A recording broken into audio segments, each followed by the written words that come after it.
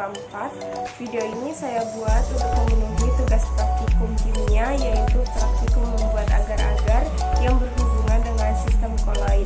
Dalam video ini ada 4 poin penting. Yang pertama ada alat dan bahan yang digunakan untuk membuat agar-agar. Yang kedua, cara membuat agar-agar. Yang ketiga, hasil dari agar-agar. Dan yang keempat, kesimpulan dari praktikum membuat agar-agar tersebut. Berikut cuplikan praktikumnya. Selamat menyaksikan.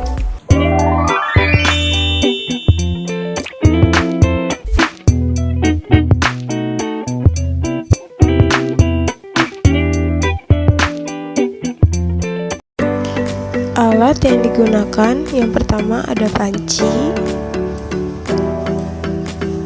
yang kedua ada pengaduk atau centong atau bisa sendok, yang ketiga ada cetakan agar-agar, dan yang keempat ada piring. Selanjutnya bahan-bahan yang digunakan yang tentunya ada Nutrijel atau agar-agar. Yang kedua ada air secukupnya, dan yang terakhir ada gula secukupnya.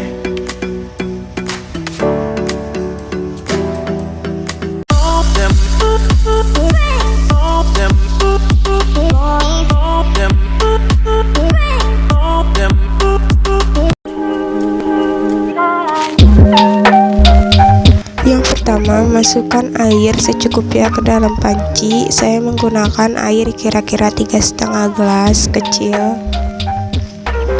Kemudian masukkan Nutrijel, bubuk agar-agarnya.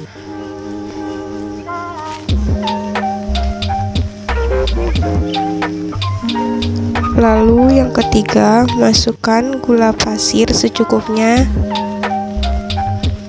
kira-kira 200 gram.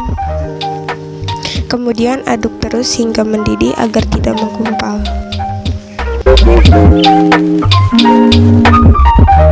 Setelah agar-agar yang mendidih, yang terakhir tuangkan ke dalam cetakan dan tunggu hingga dingin atau suhu menurun.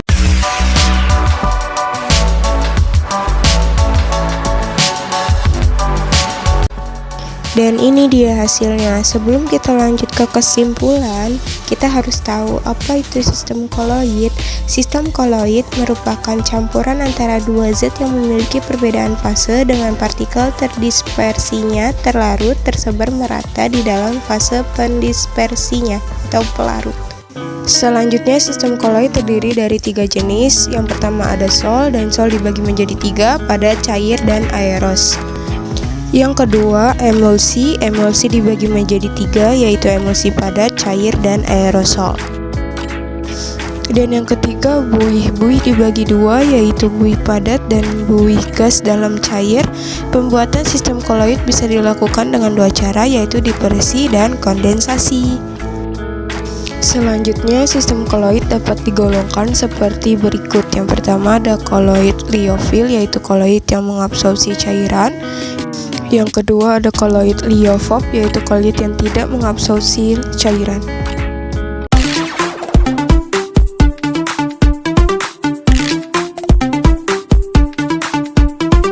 Kesimpulan yang pertama, agar-agar merupakan koloid jenis emulsi padat yang dimana fase terdispersinya adalah air dan sedangkan fase pendispersinya adalah bubuk agar-agar.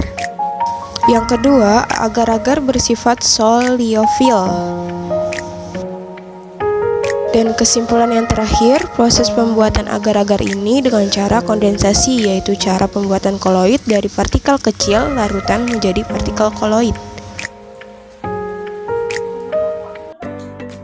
Nah, cuplikan tadi sudah menjelaskan semua poin penting yang ada dalam praktikum tersebut, sekaligus kesimpulan yang didapat dalam membuat agar-agar yang berhubungan dengan sistem koloid.